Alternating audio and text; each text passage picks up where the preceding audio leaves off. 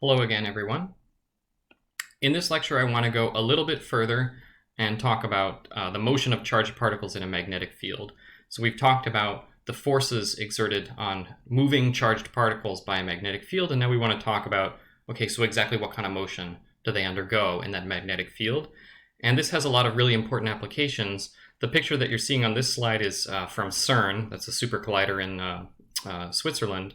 And that's where they smash protons together at very close to the speed of light to try to learn about the fundamental laws of physics in the universe. So, and they use magnetic fields in order to steer the particles into a circular path in that super collider. Okay, so in this lecture, I hope that you will get some extra practice with the magnetic force and understand the direction that the magnetic force acts on a moving charged particle. And you'll know the specific shape of the path that a particle will take in a uniform magnetic field. And you'll be able to calculate specific properties of that path. And then there are some experimental applications of this. One of them I already mentioned, which is the steering particles into a circle for a super collider. And there's other applications, velocity selector and a mass spectrometer, which we'll talk about. So just a quick review.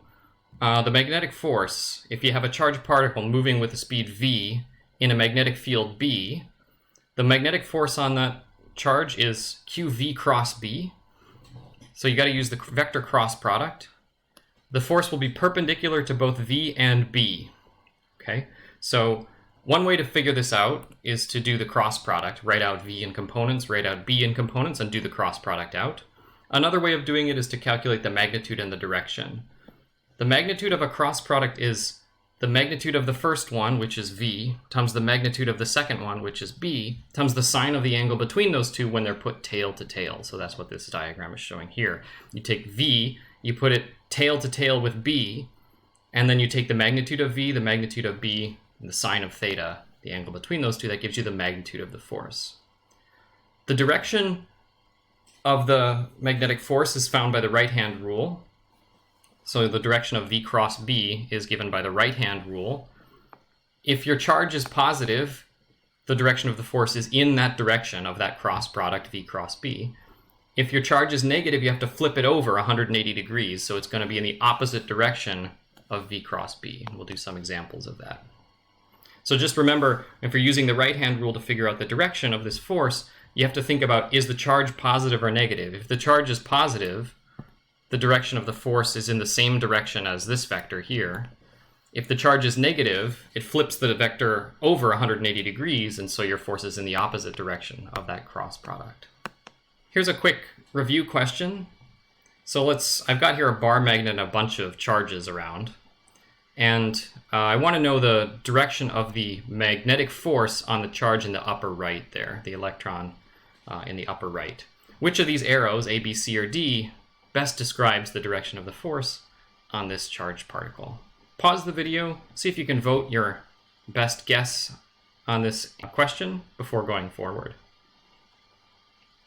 So hopefully you have chosen one of these. It's my favorite question to trick students because it's very tricky if you don't understand the difference between the electric force and the magnetic force. This electron's at rest, and the charge or the force on a charged particle is qv cross b. So if the charge is at rest, it will feel no magnetic force. The answer is E, no magnetic force. Very important to realize that these are not positive charges. North and south magnetic poles, those are not the same thing as positive or negative charges, electric charges. So the force on this charge up at the upper right is 0. It doesn't feel any force unless it moves perpendicular to that magnetic field. You can try to do the others. So see if you can think about what would be the direction of the force on this one. How about this one? How about this one? The P stands for proton, the E stands for electron. These are all good exercises and practice for you. Okay, so let's now think about the exact motion that a charge undergoes in a uniform magnetic field. So suppose I've got a positive charge this time, here, moving upward towards the top of the page, in a magnetic field which is pointing into the page. Remember this notation. The X means it's into the screen, and the dot means it's out of the screen. So this magnetic field is pointing into the page. What's the direction of the force? Try to use your right-hand rule. So I got to take my right hand, fingers of my right hand are in the direction of V, and then I have to curl my fingers in the direction of B. B is coming into the page, so I curl them into the direction of B, and I get a force which is pointing this way, which is to the left. Okay, so the force on that charge would be to the left, and what will happen to it is, because of that force to the charge pointing to the left, is it will bend to the left. So that's what you're seeing happening here. You're seeing this charged particle getting bent to the left by the magnetic force. Sorry, I'm not quite sure why this got so faded. So there's the charge and there's the charge. Okay. Now do the same thing up at the top there. It's bent, right? So now let's look at the force at this moment. Take your fingers of your right hand, put them in the direction of the magnetic field, which is that way. Sorry, it's kind of hard to do, which is that way. And curl your fingers in the direction of the magnetic field, which is into the screen. I get a force that's pointing kind of down this way, down and to the left. And so you can see that in this situation, here's my charge, the force is always perpendicular to the velocity. And this should remind you of a situation from last semester. Whenever you have the force perpendicular to the velocity always, and you're getting bent into this curved path, this is going to form a circle. This is circular motion. All of these forces are pointing towards the center of the circle. That's centripetal acceleration. This is the main idea for this whole lecture. That if you have a charged particle moving in a constant magnetic field, the force is always perpendicular to the velocity, and the charged particle gets bent into a circle. Now what we want to think about is, what is the radius of this circle? It's called the cyclotron radius, as a fancy name. And we can get that just by doing F equals ma. So what is the force? This is the magnitude of the force here, is equal to m times the magnitude of the acceleration. The force is the magnetic force, QVB sine theta, and you might be wondering, where's the sine theta? Sine theta is equal to the sine of 90 degrees, which is equal to 1. So I don't need to include that, because the angle theta is between V and B, right? B is into the page, V is in this plane of the page. Those are 90 degrees to each other. So I don't have to include the sine theta. QVB is ma. Now this is a circular motion, so a is v squared over r. And I can simplify this a little bit. So this square cancels with this v there. Let me solve for r. So r is going to be mv over qb. This formula in the blue box is extremely important. Extremely important, telling you about the radius of the circular path that the charged particle undergoes when it's moving in a constant magnetic field. There's also something kind of interesting here. You see, what the magnetic force is doing is just bending the charge in a circle. It's not actually speeding it up or slowing it down. I'm not doing any work here, right? Because my force is always perpendicular to the velocity. So magnetic forces can't be used to speed up or slow something down. They can only be used to bend it, like to steer it into a circular path. Okay. You had a lab on this. That's what's shown down at the bottom right there. This is a picture of an electron beam traveling in a magnetic field. And this experiment can be used to determine the charge to mass ratio, E over m, for the electron. Basically, you can measure this R, and if you know how to calculate B, or you measure the magnetic field that the charge is in, and you can determine the speed by knowing how you accelerated those charges, then you can learn about these properties of the electron, m over q, the mass over the charge, or the charge to mass ratio of the electron. This is how the electron was originally discovered. They did an experiment like this, and they measured the charge to mass ratio, and it didn't match the charge to mass ratio of any other particles that were known at the time. They said, oh, this must be a new particle, and they call it the electron. Here's another concept quiz on this topic. So suppose I've got a magnetic field in this situation is pointing out of the page. You have one particle which is traveling clockwise around path 1, and the other particle which is traveling counterclockwise around path 2. Which one of these is a positively charged particle? Path 1, path 2, or impossible to determine? Pause the video, see if you can answer this question before going forward. So hopefully you've made your choice. Okay, the answer to this one is path 1. Suppose I've got a charged particle which is moving this way. So at this instant I've got a speed v, or velocity v, and the magnetic field's coming out of the page. So if I did my right-hand rule on this, V curl with B, so V, let's see if I can get it to match, V curl with B, it was like B is coming out of the page, it would be going like that direction, down and to the right, if it was a positive charge. So my force would be this way, let me call it FB, assuming if Q is positive. So I didn't flip my right-hand rule. But you can see that the particle's being moved in a circular path, so the force should point towards the center of the circle. So this doesn't work, right? It's not this one. On this one, the path 1, it's easier to see. So let's suppose I've got a positive charge. It doesn't matter where I draw it. Let's draw it this way. So at this instant, it has a velocity pointing to the left. Now I use my right-hand rule. V, curl my fingers in the direction of B, which is coming out of the page. I get an upward force, which is pointing towards the center of the circle, which is good. So this is going to be FB if Q is positive. And that agrees with the picture.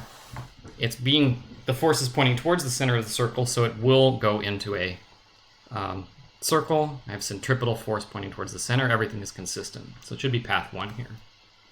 All of the situations we've done so far, we've talked about the magnetic field pointing like into or out of the screen, and the particle is traveling in the plane of the screen.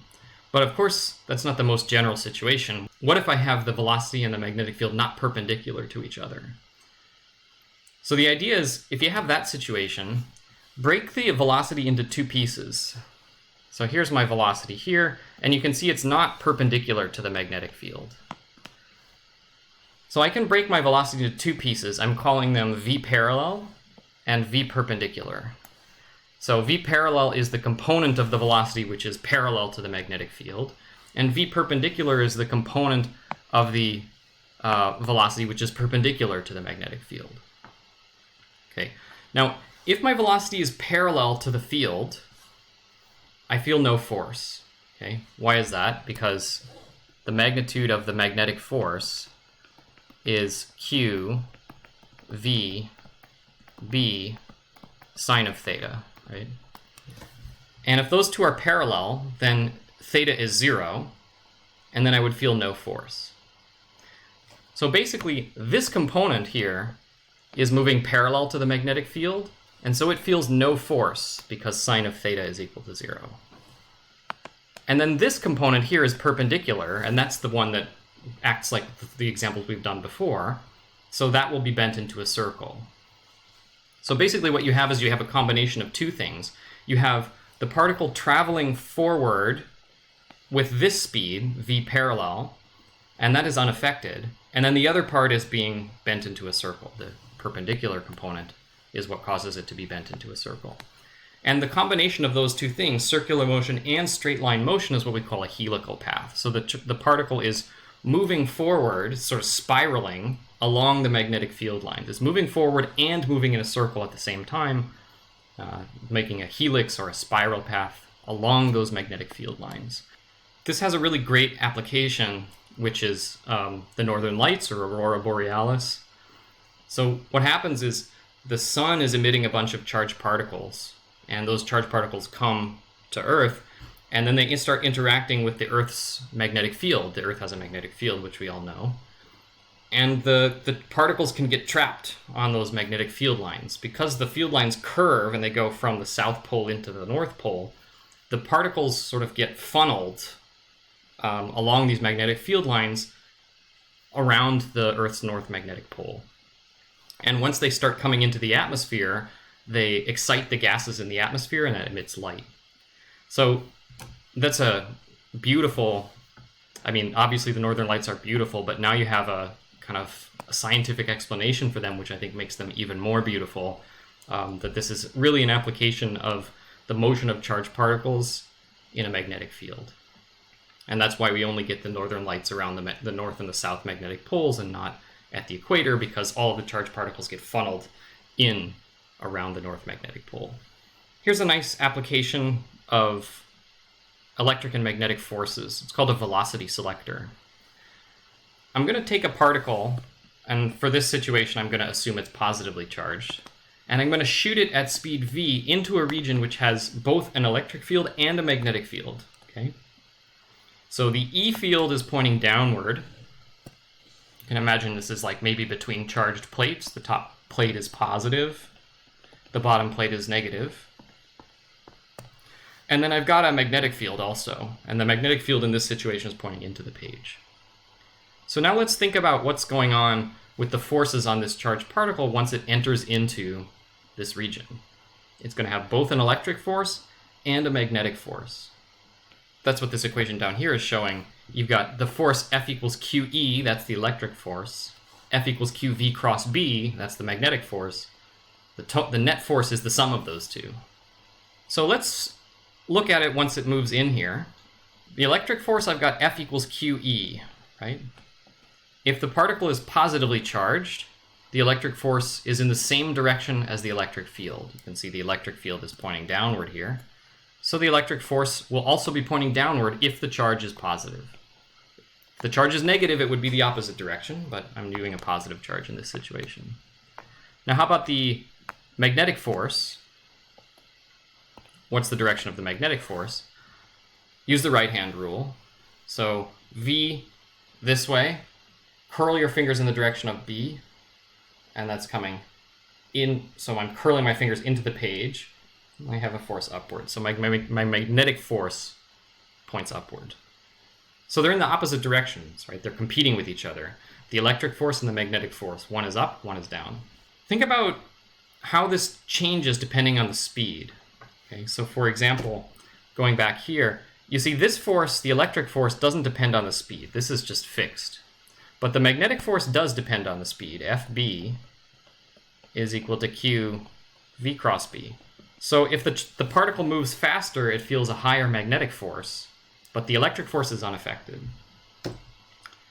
So if the particle's speed is small, the magnetic force will be small, and the particle will move in response to the electric field. The particle will curve downward like that. What if I come in with a really high speed? Then the magnetic force would be really big, right? Because the bigger the speed, the bigger the magnetic force. So if the particle comes in with a really high speed, it will curve up. The magnetic force will win, okay? So slow speed, the electric force wins, it goes down. High speed, the magnetic force wins, it goes up.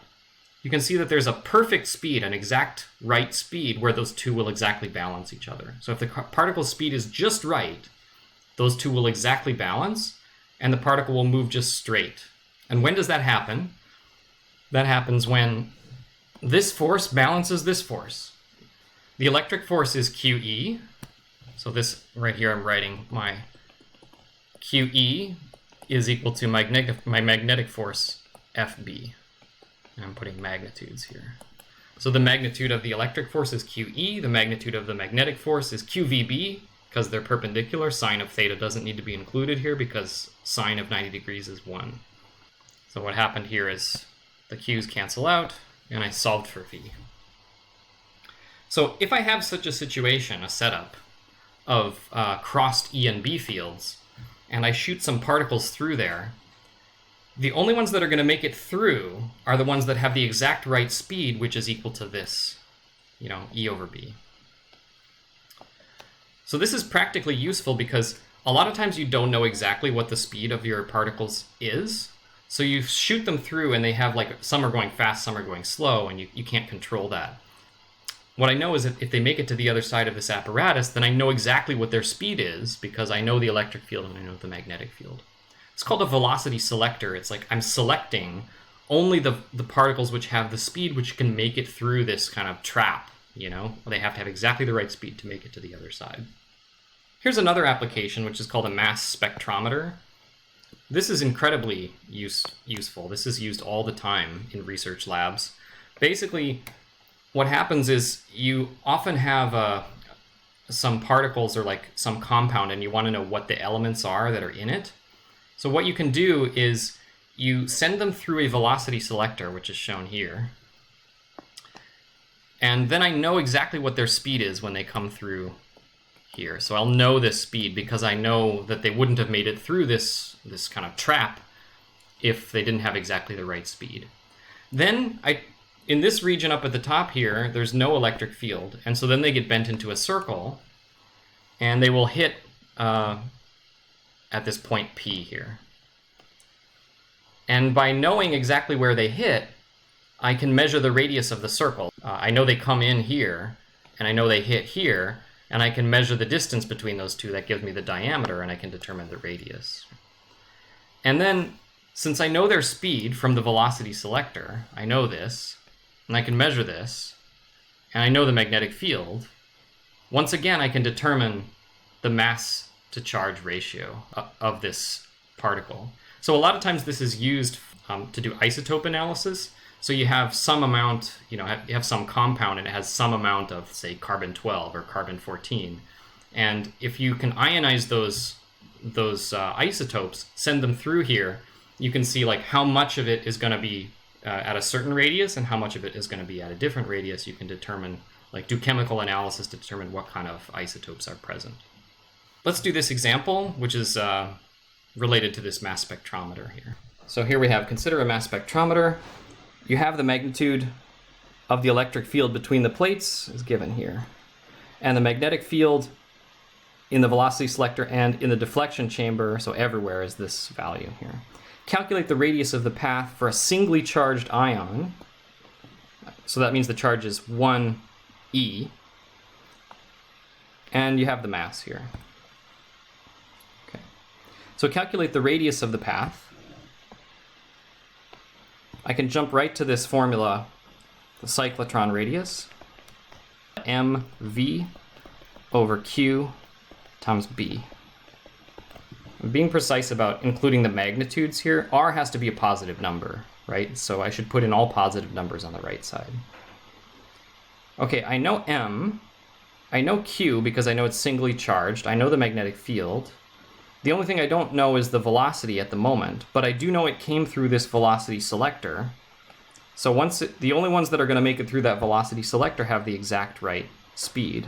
So to make it through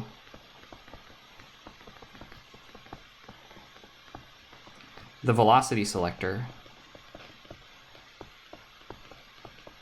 you know that the magnitude of the speed has to be equal to E divided by B. So I'll substitute that in up there, and I get R is equal to M E divided by B over Q times B, and I get M E over Q B squared. Now let's plug in the numbers. So M is given 2.18 times 10 to the minus 26 kilograms.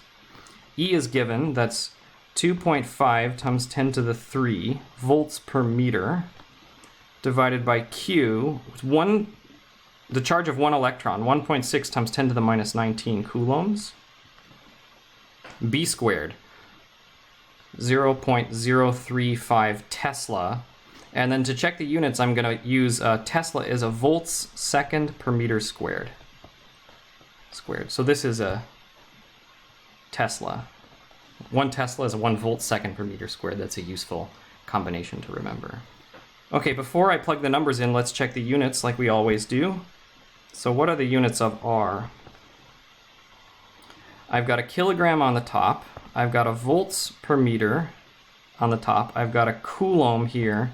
And then I've got a volt second per meter squared.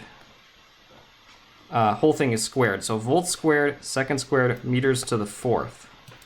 Okay, let me put the meters to the fourth on the top there. So I'm going to have kilograms times volts times the meters to the fourth jumps up to the top. I get meters cubed here.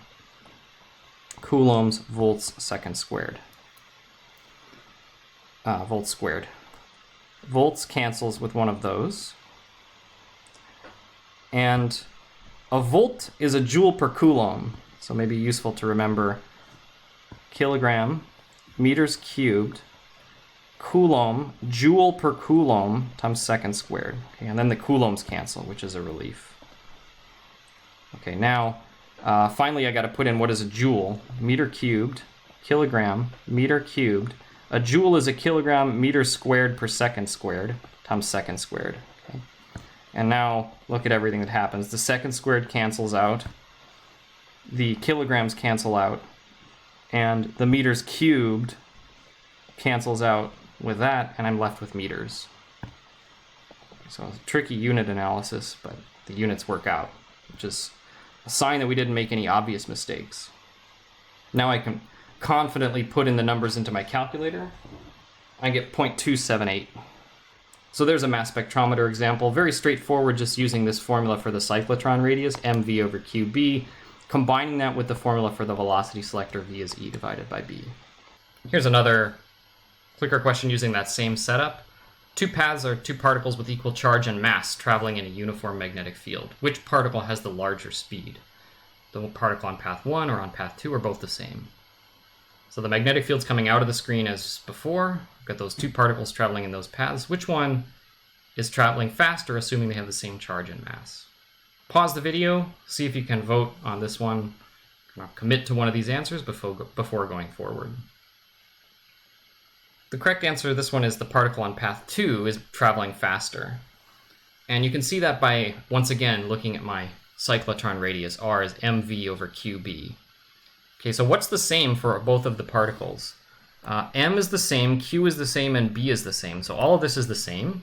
So the one which has the higher speed has the larger radius.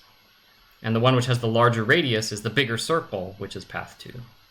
Let me summarize.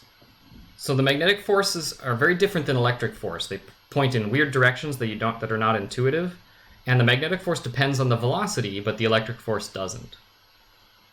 Magnetic forces can be used to steer particles around, but can't be used to speed them up or slow them down. So that's what's going on at super colliders, is they're steering the particles into a circle with the magnetic field, but they need something else to speed them up really close to the speed of light, and that you need the electric force to do that. We talked a lot about this formula R equals mv over qb. That's really important.